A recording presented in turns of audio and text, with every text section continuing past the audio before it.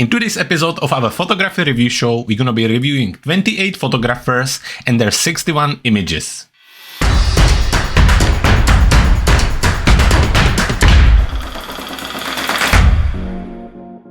Hello everybody, and welcome to the next episode of our photography review show.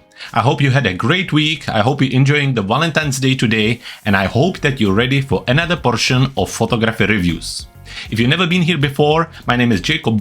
I'm a professional photographer based in West Sussex, England, and for the past 6 or 7 months I've been reviewing photos here at the Clever Photographer. Now it's been very popular, and that's the reason why we had to limit the numbers to 1 or 2 photos per week per photographer, and for the same reason we also take the show and divide it between 3 different parts. We usually start by the landscape photographers, then we look at the mixed team photography, and we end up by the rest of the photography styles. Now before we jump into the reviews, I have 2 things I want to remind you. First one is about our new Facebook group. It's called Clever Photographer Academy. You can come and join us, it's for free. Just search on Facebook for Clever Photographer Academy. And what we do there, we talk all things photography, we run regular photography competitions, we also answer your photography questions, and we review your photos throughout the week. So if you haven't joined us yet, make sure you head there and join us today. And the second thing, we need to look at the photographer of the week from the last episode. So let's do that right now. And here we are with one of the most popular parts of the photography review show. It's time to look at the photographer of the week from the past episode, which was 7th of February 2022. Now, the photographer of the week last week was John Dalston and his portrait or dramatic portrait portfolio. Now, why I'm saying that is that John has been photographer for over 15 years, and he obviously really liked to capture many different photography styles. Now, as he say himself, his popular and favorite styles are portrait photography or people photography, and then animal or pets portraits. So this is why also John has several Instagram accounts, and the first one we're looking at is his portrait Instagram account. So obviously when you look at the portraits themselves, as you can see, they kind of showcase the first thing we really like, and something what we always look at the photographers, and that's a recognizable style. So that is something what's really important. You start by learning how to improve your technical skills, then you look for the right composition, and then to put it together you have to create your own photography style. So when somebody look at your images, they want to look at the images and say, oh yeah, they belong to John, so that's John's photos. That's easily recognizable, and I think that's something what he really manages very well. Other than the fact that John is very good at working with light, also working with drama, working with the subject, I think all the combination together really works very well.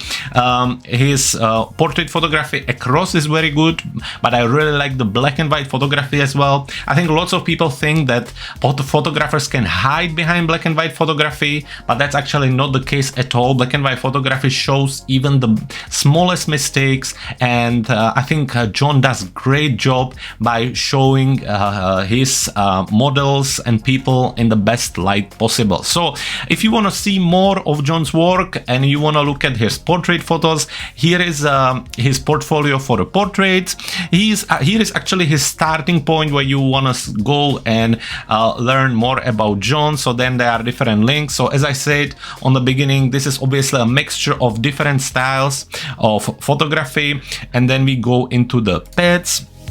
There is some semi-cuts right here, there is more cuts here, and then finally there are the portraits here. So John, congratulations, well done. We love your photos, so keep shooting and make sure you keep sending us more photos in the future. And the same goes for all of you folks. If you want to become our photographer of the week, or if you simply want to have your photos reviewed, make sure that you join us. Head to our website cleverphotographer.com/review, where you can find all the upcoming dates, all the upcoming links, and more information about how you can join us already next week. So that is out of the way, and now let's jump into the actual reviews.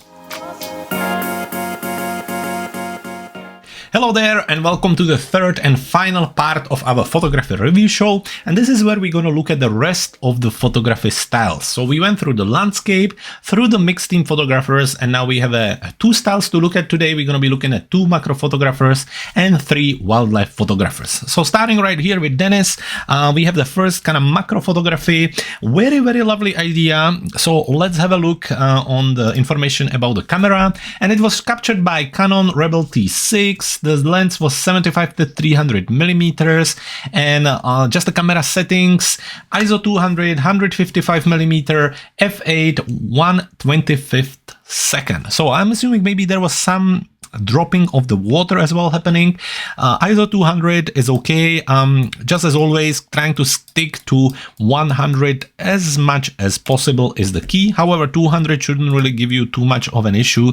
There's a touch of noise, but nothing crazy.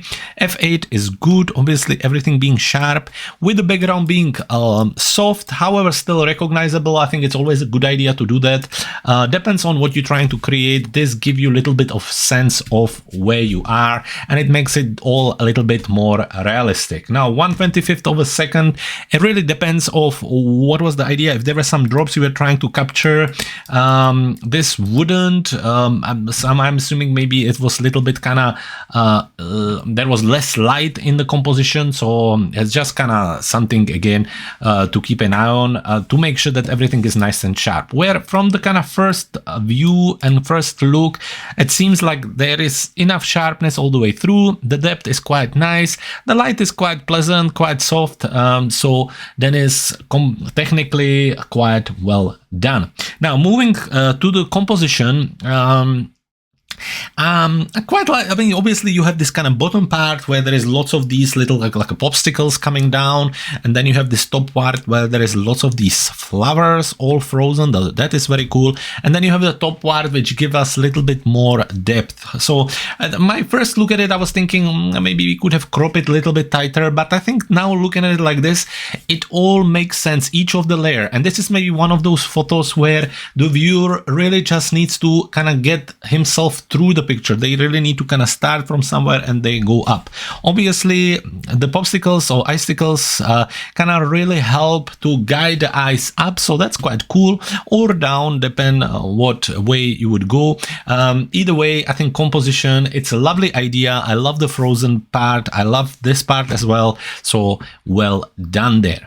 Now to finish it off with the post-processing, one thing I was kind of looking at was a little bit of a chromatic aberration, which was really visible only when you zoom in. You see these kind of green parts around. Now that could be also, to be honest, it could also be reflection of the background, but then I see some purples as well here and there, so that usually comes from a lens. It's not a big deal, and to be honest, it's not that visible.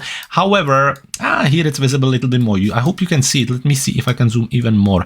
This purple is your kind of typical chromatic aberration. Now usually it's quite easily to remove it here in Lightroom or Adobe Camera Raw by going into optics and click on remove chromatic aberration. So let's see how good of a job it did. Let's zoom in, and unfortunately quite often it doesn't remove everything, this kind of automatic button. So the next step is to go into this different option here, and generally chromatic aberration comes in 2 colors, purple and green, and all you need to do is to use this picker and actually pick the colors of the chromatic aberration, and it does the job for you. So right now we are on the purple, we use this little picker and we just go to the darkest part of the purple and it gets removed just like this. And then we look at the green, which is kind of visible alongside the edges. So we click on the green, we use the drop, and we just find the green somewhere. Let's see, something like this, and that's it. So really simple fix, and that's where I would leave it. I would maybe add a little bit more exposure, not crazily, maybe somewhere just around 22, and then always good thing is to maybe use a brush and just make it a little bit less flat. So maybe make this part a little bit brighter and add one more brush and minus it and make this part just a little bit darker. So there you have it.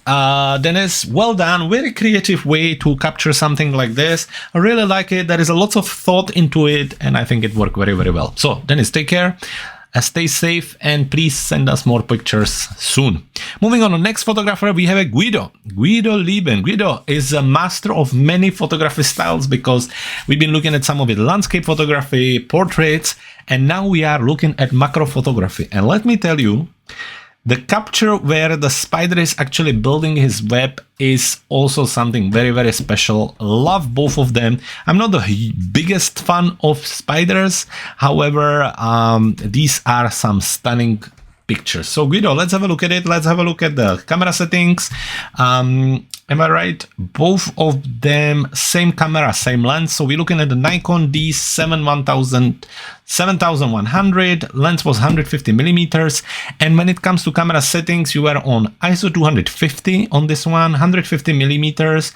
f8 1/250th of a second. What a capture. I mean, the level of details is incredible. Obviously there is a little bit of depth happening in and out, but the main part of the animal is in focus. The other one looks like he's kind of holding the rest of it, and it's just incredible. I'm very, very impressed. The background being all blurry kind of make completely sense. Really, you want to be focusing just on the subject, not getting distracted, and it just works very well in this case. Brilliant picture. Talking about this one, sticking with the same lens and camera, the ISO was 200, f7.1, 1/320th of a second. Just again, beautiful. This is like, so the spider actually has a fly, and it kind of rolling it in the web again. What a absolutely incredible capture again. You're talking about macro photography where people are able to take a picture of the animals, and then when they are actually interacting like this, it's just something different, and I love it. Again, a lovely vignette around. There is a little bit of sensor dust here, which can be really easily removed later on. But the level of detail, the light, the depth, just superb. Brilliant, brilliant, brilliant. Now, talking about composition, this one is great. I really love the negative space here. I think it really adds a little bit to the composition, and it makes it just a little bit more interesting than making it straight and direct like this. I think this really works. On this one, I think it works quite nicely. Obviously, the kind of portrait cut or crop works quite cool. You kind of getting the 3 dimensions leading towards different parts, and then the spider kind of stretching all across, all together again as a composition. Very well done. And then post-processing, today I will have nothing to add, Guido. I think this is really well done, mastery. Only thing, maybe just have a look at this sensor dust to see how you could remove that, because it kind of touches the wing here. You probably want to do this in Photoshop rather than Lightroom to make sure that everything stays nice and clean. Guido, congratulations. I'm very impressed. Beautiful, beautiful captures. Thank you for sending them over to us. Now it's time to look at 3 of our wildlife photographers. First one is Lieve. Lieve, we have 2 pictures. Now this beautiful, beautiful squirrel. I would assume, I don't think this is a chipmunk. I think it's a squirrel standing and posing for a portrait photo, and then the fox running away. So let's have a look. Let's bring the camera details and let's have a look. So this one is a Nikon D300. The camera is Tamron 18-270. That's some length as well. ISO 1000, 270 millimeters, so all the way pushed through. f6.3, 1/1250th of a second. I think in my case, Lieve, this is a typical example of us being really scared that we're not gonna get the animal sharp, so we go really high with the shutter speed, and that brings us to bring the ISO really high, and at the end we end up with lots of noise, unfortunately. We had another photographer, she was taking pictures of the bears and similarly went all the way over 1000 and got a lots of unnecessary noise. So obviously, looking at it like this, it seems like you try to do some post-processing to remove some of the noise, but when you go this high, sometimes the kind of texture and sharpness disappear, and that's, I think, what happened a little bit here. So a little bit of a shame, but that's how it is.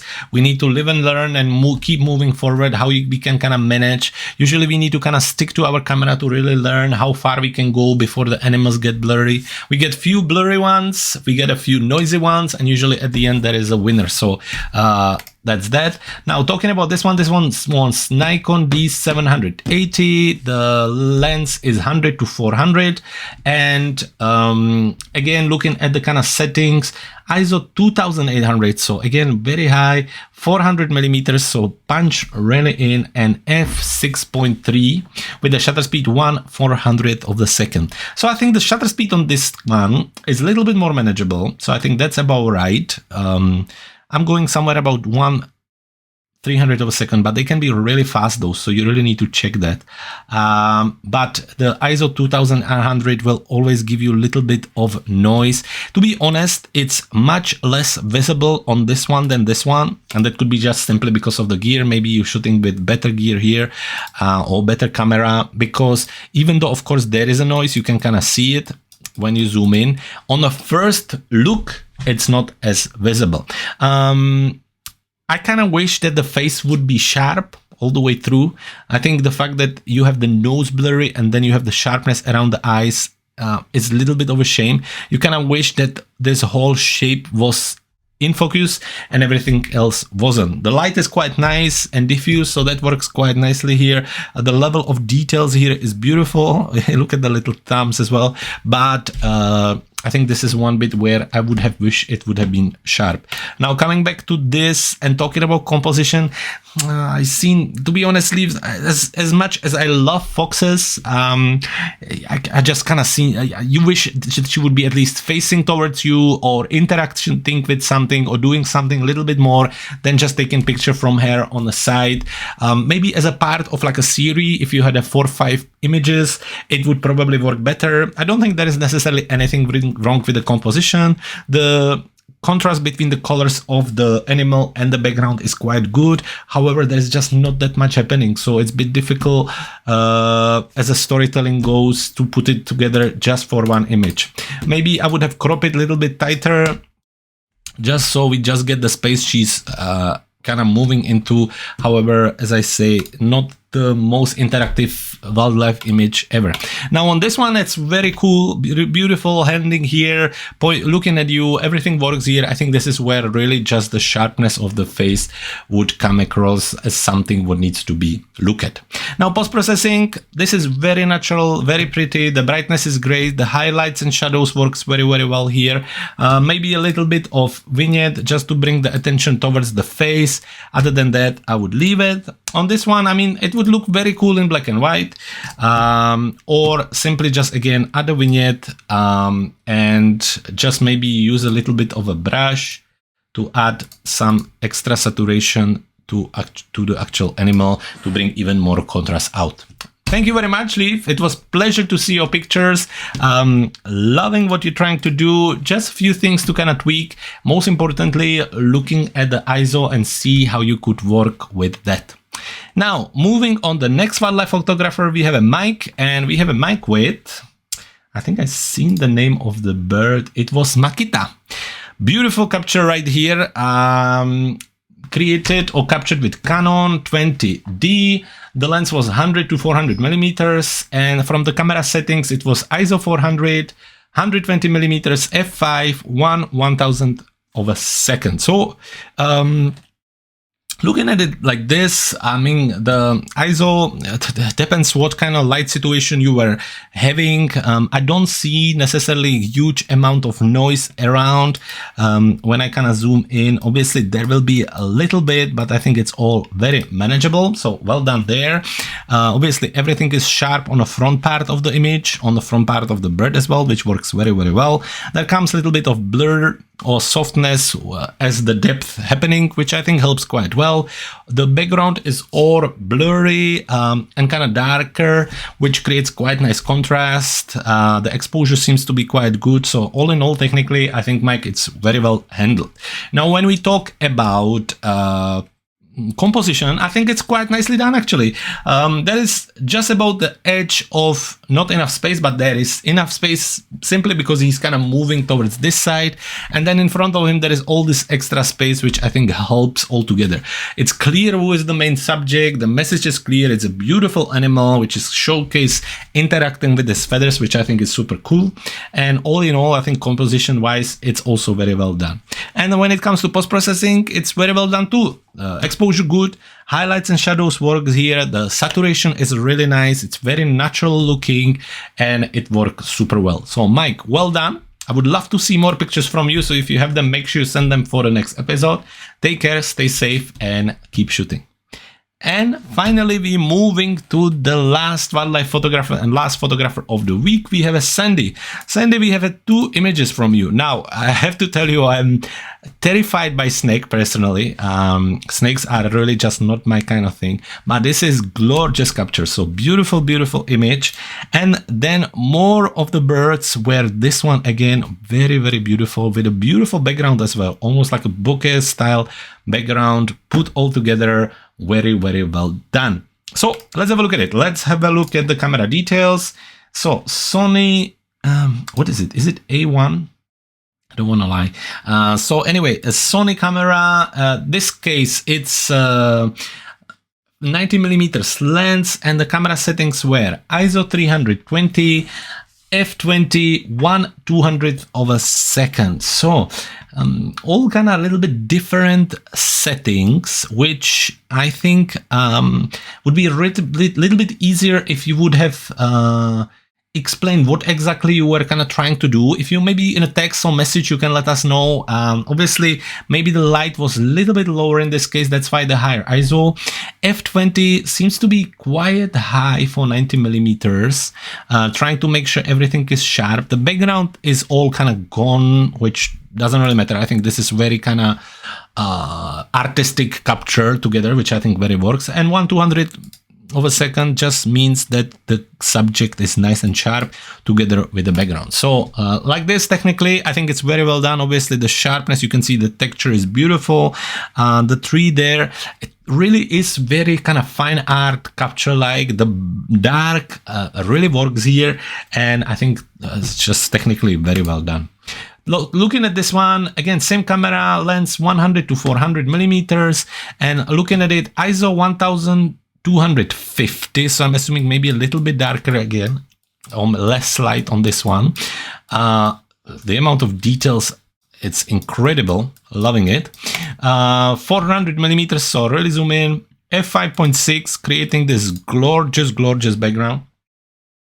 And 1/4000 second on the shutter speed really help us to make sure that everything is nice and sharp, and the details and the sharpness is beautiful. So gorgeous, gorgeous, very well done capture, amazing. Talking about composition, this is a little bit different than what I get used to, and that's really cool as well. Finally seeing just something a little bit else. The bird being from the bottom like this, really kind of portrait capture of it is beautiful, Sandy, and I love it. Well done.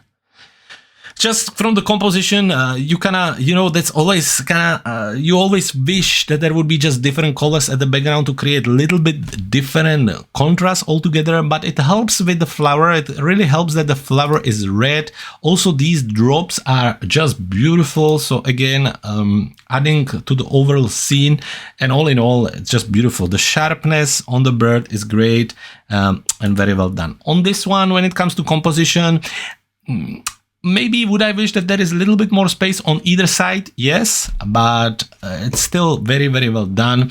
The snake looks very mean, but I'm sure he was just minding his own business. And the contrast of the yellow color with the dark background and the green creates beautiful, stunning image. Talking about post-processing, nothing I can add to this. Brilliant. And to be honest, nothing I can add here neither. I think it's very well done. Very natural, very National Geographic-like capture, full of lovely details, saturation, drama, and great atmosphere. So, Sandy, congratulations. Well done on your captures. Beautiful, beautiful images.